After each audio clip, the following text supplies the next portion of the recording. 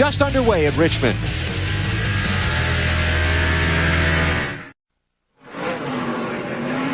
The pace car is back out in front of the field here at Richmond. The Autolite Fram 250. We are under caution for the first time. A race for fourth gone bad.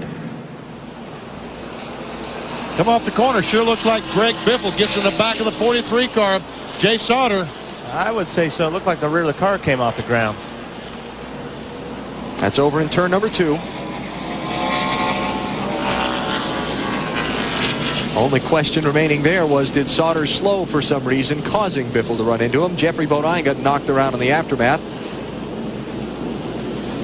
Someone hit the 66 in the back, which caused him to spin on board with. Nope. No doubt about it.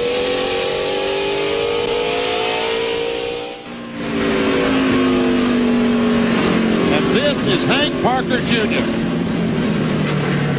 That bumper that camera will never last tonight, I don't think. Now, Benny, wasn't very nice. I don't think that was a slam at Hank. I think that was a slam at having the camera in the nose of a car at a short track. Anybody's car, that's right. Okay. Jeffrey Bodine is on pit road. Jason Rudd is pitted. Jay Sauter has taken his car to the garage. As you look down on the Richmond International Raceway. 66 probably going to need some rubber. He left most of it off of 2. Got right sides on his last pit stop. Sped off the pit road to keep from getting put a lap down. He'll get his lefts here and stay on the lead lap. And the field's gotten the signal, one more lap. And we go back, green flag racing. Here's our Wendy's race menu. What's upcoming in our continuing coverage of the race for the championship on TNT and NBC tomorrow night? The NASCAR Winston Cup Series Chevy Monte Carlo 400 with the Looney Tunes. Jeff Gordon won the pole in qualifying earlier today. You'll see that one at 7:30 Eastern Time from here in Richmond. And then our encore Monday at 11 p.m. Eastern and Pacific on TNT. Marty? Jay Sauter behind the wall. You started 4th, had high hopes, and obviously you got some help there. Did you and Biffle have a run-in before that? Well, I'll tell you what, I've raced with Greg a lot, and his elevator don't quite always get to the top floor. I don't know what he was thinking so early on. We'll just get her fixed and get back to racing. 21 laps in, guys, already. The tempers are flaring. Jay Sauter behind the wall with a lot of work to do as we get ready to go back to green on the racetrack. Trouble, turn 4. Biffle and Jay Sauter. Payback? Possibly. And Jeff Burton went to go into the pits. He had committed himself down underneath the yellow line, and that yellow came out. And he didn't go down pit lane, but by the time he sped back up, he went down a lap. Back at lap 18, Jay Sauter got bumped from behind by Greg Biffle and crashed in turn number 2. It put Sauter behind the wall for 87 laps, getting repairs. Now the two have tangled again. And it may have finished both of their nights. You ever see Biffle was trying to move the Granger Ford. It would not move. And here we go. He's hot. Yes, he is. This is going to get interesting.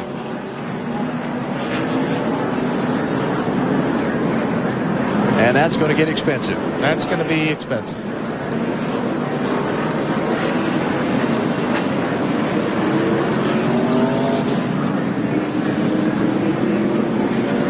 Be another one of those long lines outside that big office trailer in the garage by the end of this evening, don't you think?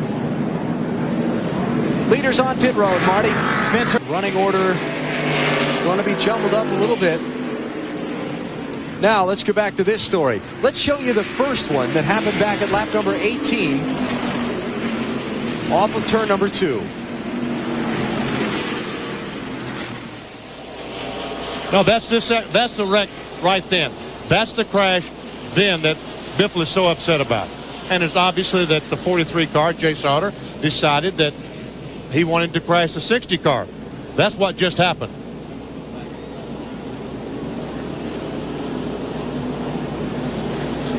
And here, watch this. Yeah, he just turns right into turn. Biffle. Yep. I mean, that's a classic payback. Now let's go to the one at lap 18 that started it all earlier tonight. All right, well, here's when Biffle got in the back of the 43 car. And that's what started it. So, I mean, Who's right and who's wrong? I mean, I can see where Jay'd be mad.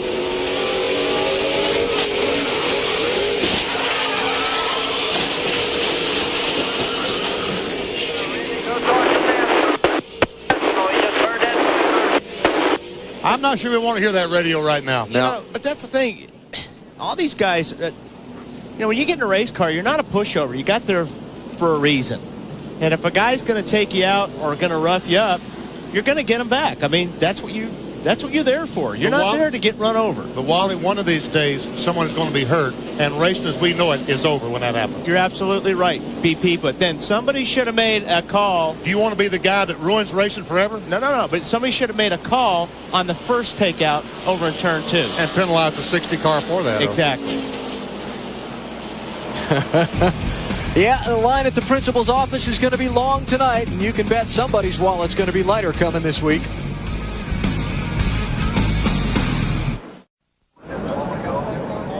Back in Richmond, Virginia, Greg Biffle has walked out of the infield care center. First off, you're okay. What happened, Greg?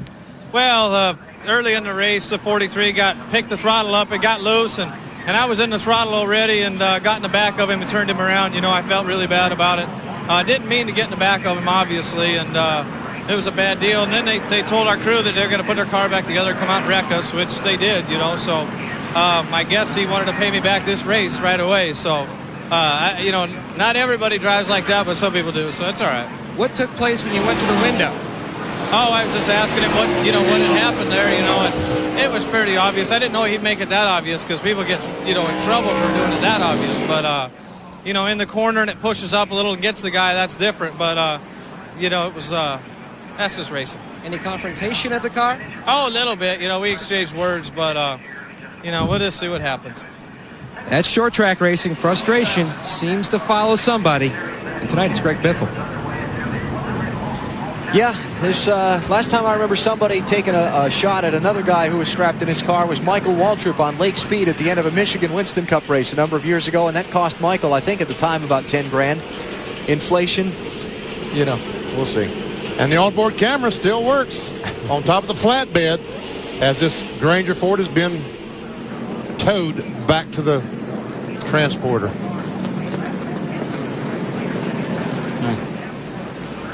Alan, we've caught up with Jay Sauter. First off, Jay, Greg Biffle said that you went back out to wreck him on purpose. True or false? Nah, that's not true. Tell you what, we had a good car here tonight. Quality Farm and Country should be proud. The car ran fast, got turned around early and hit the fence, and went back out and was running strong, but we think the panhard bar broke or something. I mean, unfortunate, but that's the way racing is at Richmond. Surprise what took place at the car? Well, yeah, he's kind of a hothead, so I just let him have his say and throw his fist, and it'll all be good. That's Jay Sauter back here in the garage. Okay. Well, long after this race is over tonight, they'll all be meeting in the big blue trailer in the NASCAR Busch Series garage, and they'll have their say. And then NASCAR will have its say probably the first part of next week, and we'll see what it's going to cost them all, if anything.